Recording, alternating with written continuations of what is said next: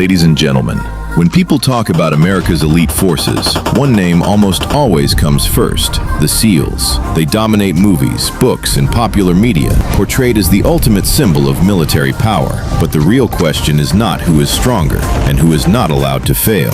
On the night of May 2nd, 2011, in just 38 minutes, one name vanished from modern history: Osama bin Laden. From that moment on, the name SEAL was elevated to near legendary status. But what very few people realize is this: the unit that carried out the operation was not a regular SEAL team.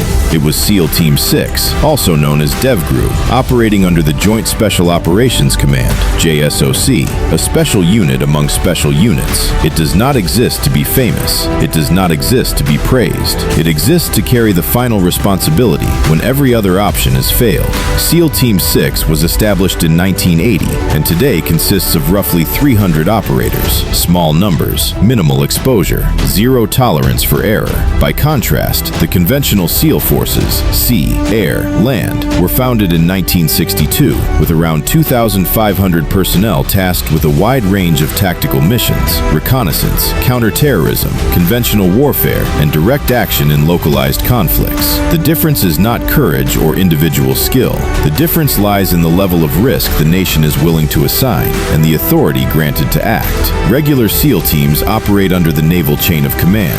DEVGRU operates at a higher tier, where targets are directly tied to national interests and there is no second attempt. The higher the level, the less information is visible and the greater the cost of failure. This is not merely a story about the military. It is a story about how real power is exercised. And this is where we begin to touch the true nature of power. Not the power of weapons, not the power of individuals, but the power of decision-making when failure is not an option. This video is not meant to glorify a unit. It is meant to answer a harder question. Why does the United States create forces whose failure is never allowed to become a story? The key difference between America's elite units is not marksmanship, fitness, or mental toughness.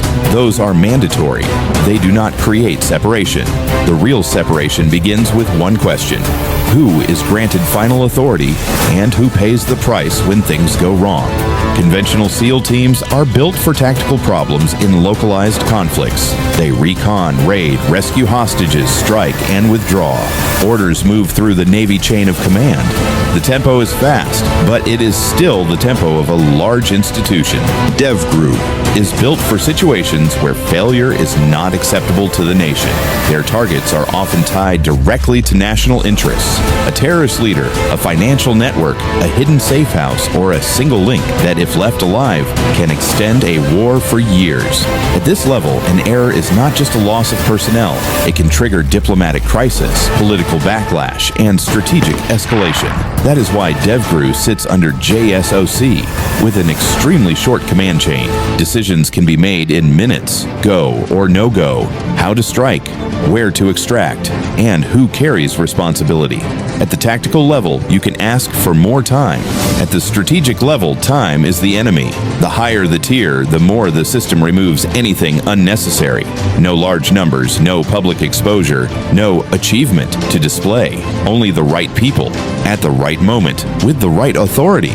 And because their success is often tied to national secrets, that success is not allowed to become a public story. There is also a layer the public rarely sees: the fusion of intelligence and action. With conventional forces, missions often begin when the picture is already clear.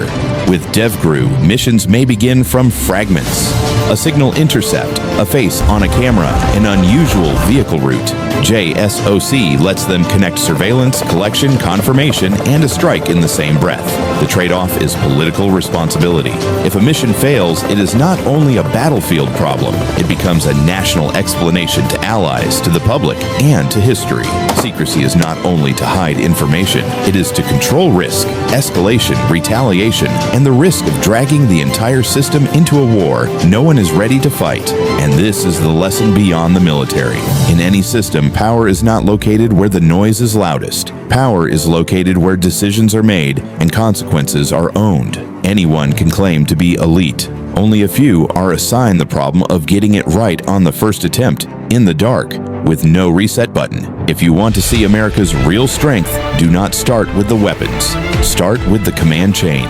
Who can authorize action, who can move resources instantly, and who carries the final burden when everything collapses. There is a deep contradiction in how the public judges military power. People often measure an elite unit by visibility. How many images, how many stories, how many victories are publicly told. But in reality, the rule often runs in the opposite direction.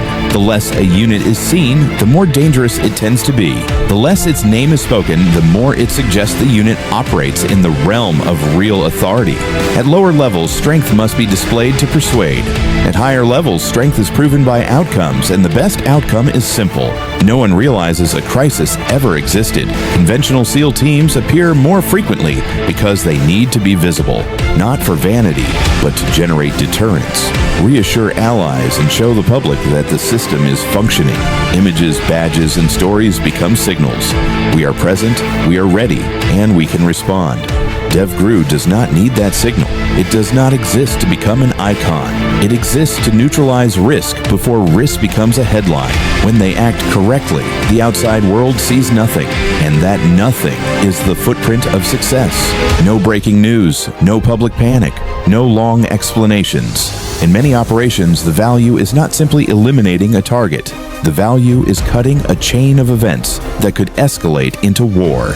Retaliation cycles, cascading terrorism, alliance fractures, or a media shock that forces policy in the wrong direction. The public never sees the almost, because almost is what cannot be allowed to happen. At this tier, victory is not spectacle.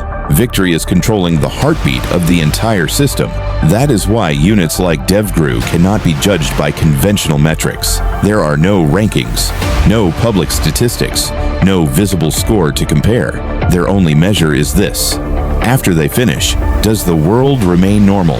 If the markets open, airports keep running, allies stay steady, and the enemy fails to broadcast its message, that is success. At the highest level, power is not the ability to create noise. Power is the ability to alter reality without needing to explain it, to remove a potential event from the timeline before it becomes a title.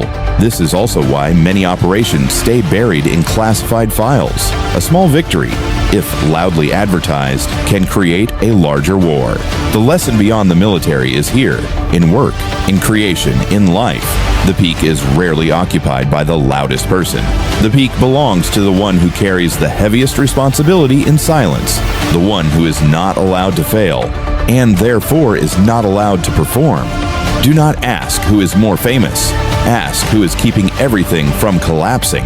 And if you find this content helpful and valuable, don't forget to like, subscribe to the channel, and turn on notifications. My name is Hai. See you next time.